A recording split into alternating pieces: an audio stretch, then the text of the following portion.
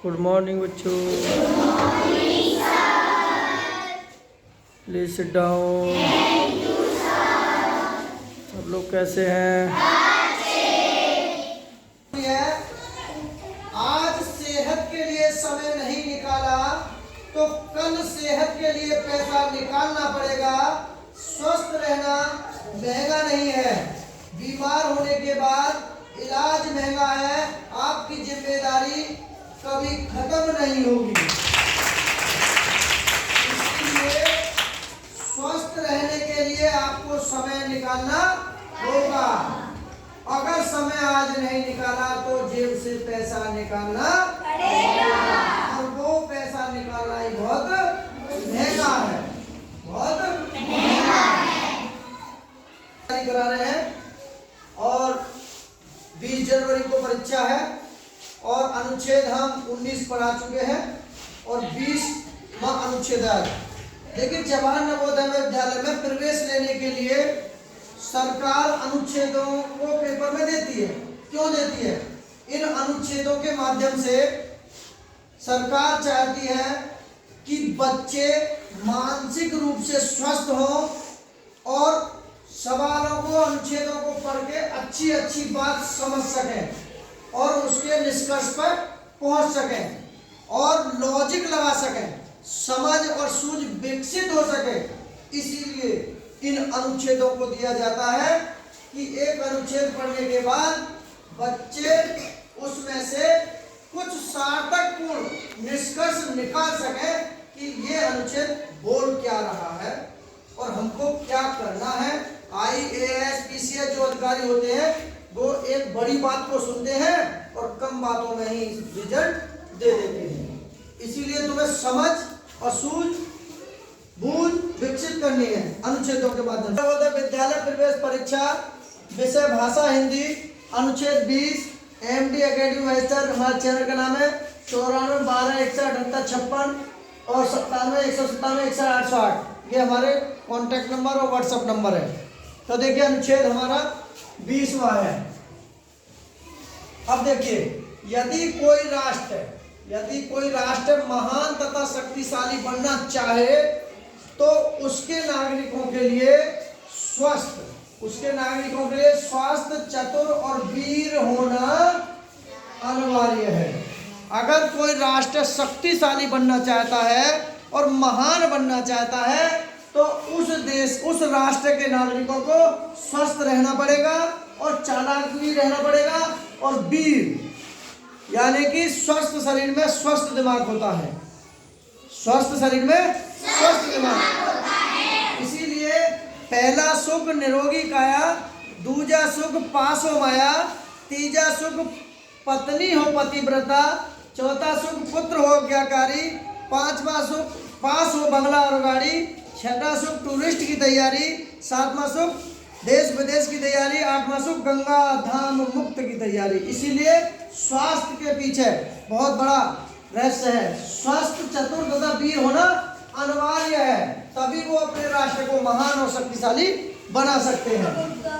किसी राष्ट्र की शक्ति वास्तव में उसके नागरिकों में निहित होती है। इन नागरिकों के गुण यानी कि इन नागरिकों के गुण ही राष्ट्र की महानता का मापदंड होते हैं।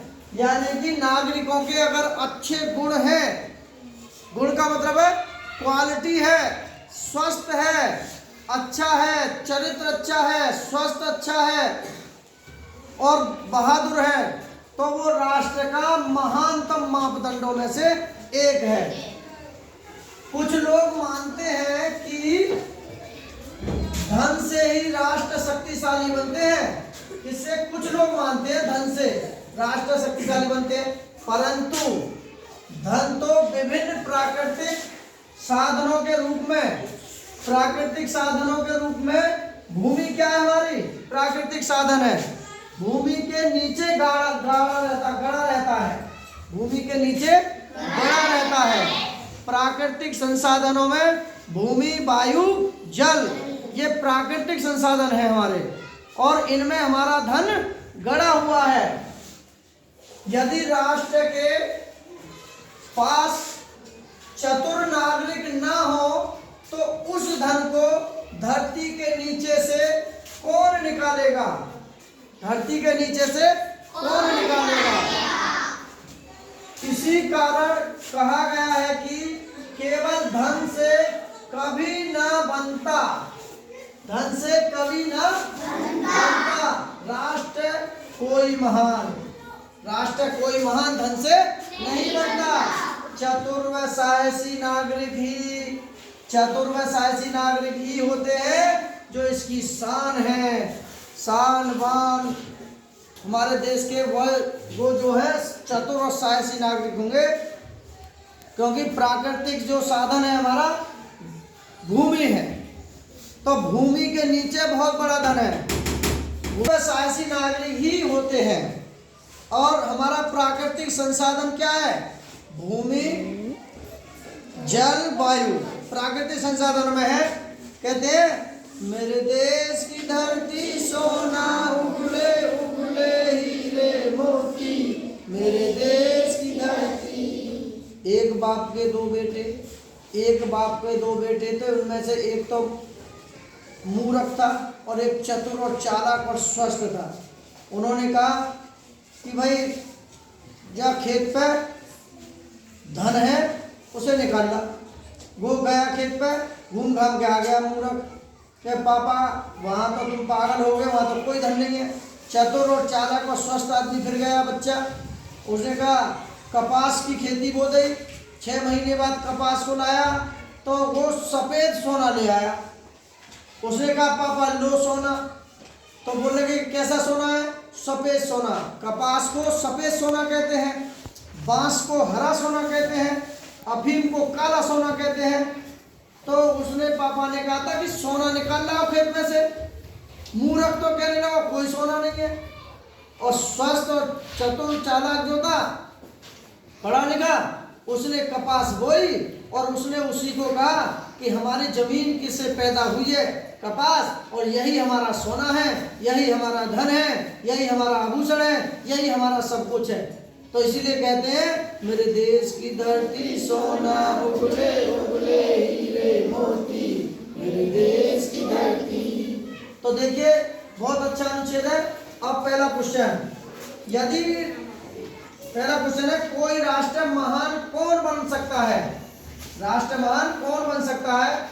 नंबर 1 आलसी तथा कायर नागरिकों से, स्वस्थ चतुर तथा वीर नागरिकों से, अस्वस्थ आलसी तथा कामचोर नागरिकों से, इनमें से कोई नहीं। यानी कोई राष्ट्र महान कैसे बन सकता है, किस किस को पता है? देखिए महान राष्ट्र यानी कि कोई राष्ट्र महान कब बन सकता है, तो पूछ ले किसी से। yes, sir। तो ये बताएगी, बताओ बेटा। अच्छा, स्वस्थ चतुर तथा वीर। शाबाश, जोरदार ताली बजाइए। अगर आप स्वस्थ हैं, चतुर चालाक हैं और महान हैं तो हमारा राष्ट्र भी महान होगा। जैसे देश के नागरिक होंगे वैसा ही देश होगा। जैसे ही राष्ट्र के नागरिक होंगे, पढ़े लिखे होंगे तो पढ़े लिखे लोगों का राष्ट्र होगा, अनपढ़ होंगे तो अनपढ़ लोगों का राष्ट्र होगा। इसीलिए शिक्षा बहुत जरूरी है। इसीलिए अच्छे नागरिक तभी कहलाओगे जब शिक्षित होगे और समझ होगी। बैठ जाइए। स्वास्थ्य, इसका आंसर स्वास्थ्य तथा वीर नागरिकों से महान बनता है। क्या बनता है हमारा राष्ट्र?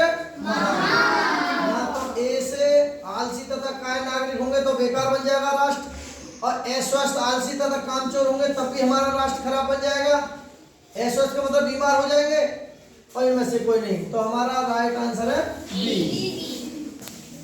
दूसरा क्वेश्चन है किसी राष्ट्र की शक्ति किसमें निहित होती है? यानी कि किसी राष्ट्र की शक्ति किसमें निहित होती है, किसमें समाहित होती है, किसमें है? नंबर 1 सैनिकों में है, नंबर 2 नेताओं में है, नंबर 3 अभिनेताओं में है, नंबर 4 नागरिकों में है। किस किस को पता? नागरिकों में। क्या बात, जोरदार ताली बजाइए। अच्छा देखिए, क्यों बेटा नागरिकों में क्यों होती है? क्योंकि देश में जैसे नागरिक होते हैं देश ऐसा ही बनता है। बिल्कुल सही। देखिए जैसे नागरिक होंगे और वैसा ही हमारा देश और राष्ट्र बन जाएगा। अगर हमारे राष्ट्र में चोर पैदा हो जाएंगे तो हमारा राष्ट्र चोर बन जाएगा। हमारे राष्ट्र में निकम्मे पैदा होंगे तो हमारा राष्ट्र निकम्मा बन जाएगा। हमारे राष्ट्र में शिक्षित लोग ज्यादा होंगे, बुद्धिमान होंगे तो महान राष्ट्र बन जाएगा। क्या बन जाएगा? महान राष्ट्र। इसीलिए आपको महान बनना है या खराब बनना है? तो देखिए देश उम्मीद कर रहा है कि स्कूल की 4 दीवारियों में जो शिक्षा ग्रहण कर रहे बच्चे वो आने वाले देश का भविष्य है, आने वाले देश के लिए कल्याण है, आने वाले देश के लिए एक मिसाल है। इसीलिए अच्छी शिक्षा ग्रहण करो, अच्छे गुरु से अच्छे महान बनो। राष्ट्र की शक्ति किसमें निहित होती है? सैनिकों में नहीं, नेताओं में नहीं, अभिनेताओं में नहीं, किसमें होती है? नागरिकों में। ठीक है। किसी राष्ट्र की महानता का मापदंड क्या है? नंबर 1 नागरिकों के गुणों में, नागरिकों के अवगुणों में, नेताओं के गुणों में, उद्योगपतियों के गुणों में। बताइए। नागरिकों के गुणों में। नागरिकों के गुणों में। शाबाश, जोरदार ताली बजाइए। कैसे है नागरिकों के गुणों में राष्ट्र की महानता? नागरिकों के गुण अच्छे होंगे तो राष्ट्र भी अच्छा होगा। Very good. देखिए नागरिकों के गुण अच्छे होंगे तो हमारा राष्ट्र भी अच्छा होगा।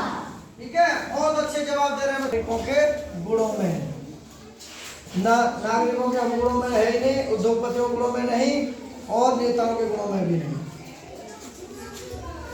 अगला, क्या केवल धन से कोई राष्ट्र महान बन सकता है? बन सकता है? नहीं, नहीं बन सकता। ये बिल्कुल सही है, नहीं बन सकता। ना इसका राइट ये आंसर है और ना ये आंसर है। अगला है, देश के धन को प्राकृतिक साधनों से कौन निकाल सकता है? सैनिक नहीं, किसान नहीं, नेताओं का नेता नहीं, चतुर और साहसी अभी नागरिक निकाल सकते। वीडियो अच्छी लगी हो तो लाइक करें, शेयर करें। Okay bye.